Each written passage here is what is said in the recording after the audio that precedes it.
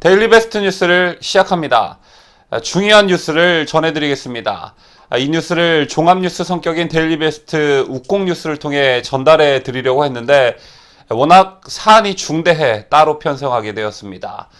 굉장히 중요한 뉴스인데 이 소식은 저희가 기사를 마감하는 밤 10시 기준으로 우파 성향 매체인 펜앤드마이크와 인터넷 매체 뉴스핌 정도가 기사화했습니다.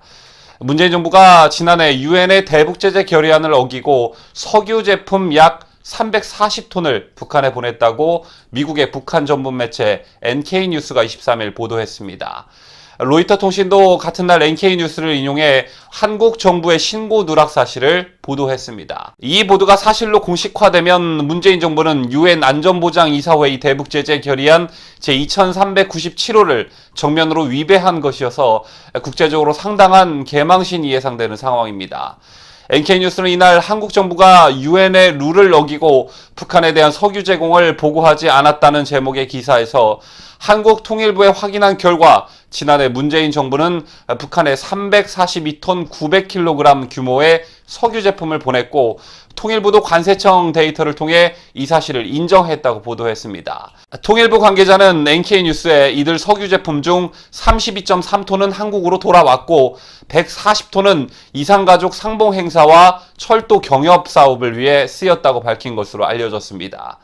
또 나머지 석유 제품의 용처에 대해 통일부 측은 개성의 남북연락사무소 보수를 위해 쓰였다고 답했다고 NK뉴스는 전했습니다.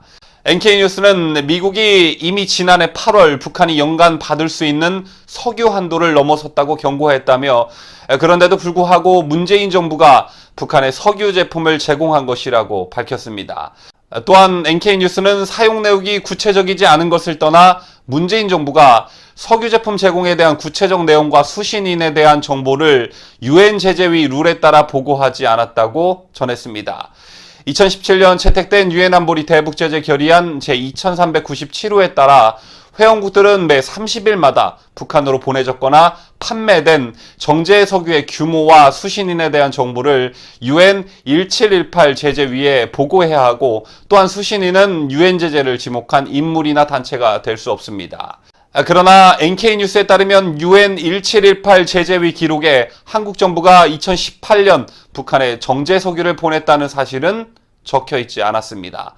NK뉴스는 이 사안에 대해 잘 아는 소식통을 인용해 이는 한국 정부가 신고를 하지 않은 것이라고 전했습니다. NK뉴스는 한국 외교부와 통일부에 왜 유엔의 신고를 무시했는지 그리고 유엔이 제재를 지목한 인물이나 단체에 석유 제품을 보내지 않았다는 것을 확답할 수 있는지 물었지만 외교부와 통일부는 답변을 거부했다고 밝혔습니다. NK뉴스는 한국 정부가 유엔 제재위에 제대로 보고를 하지 않은 것은 이번뿐만이 아니라고 밝혔습니다. 지난해 8월에 관세청 자료를 로이터가 분석한 결과 유엔이 구체적으로 제재하고 있는 건설 자재들이 100만 달러 상당의 규모로 북한에 보내졌다고 전했습니다. 한국 외교부는 이 사안과 관련해 로이터 통신에 그것은 북한에 어떠한 경제적 이득도 주지 않았기 때문에 유엔 제재의 목적을 훼손하지 않는다고 우리는 본다고 답한 것으로 전해집니다. 하지만 NK뉴스는 북한에 경제적 이득을 주지 않는 것이 유엔 안보리 대북제재 결의안 제2397호를 포함한 어떠한 국제제재의 면제 사유에도 해당하지 않는다고 지적했습니다. 미하원 외교위원회 법률자문을 지내며 북한 관련 제재안 작성을 자문한 조슈아 스탠튼 변호사 또한 문재인 정부가 장기적으로 더 큰 제재 위반을 하기 위해 작은 틈을 만드는 시도를 하고 있는 것으로 보인다고 진단했습니다.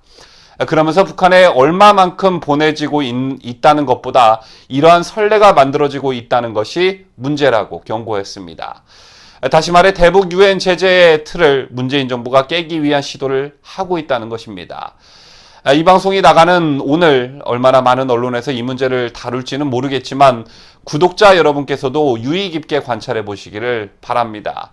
국내 언론이 얼마나 썩어 빠졌는지 시험해 볼 수 있는 절호의 기회가 될 것입니다.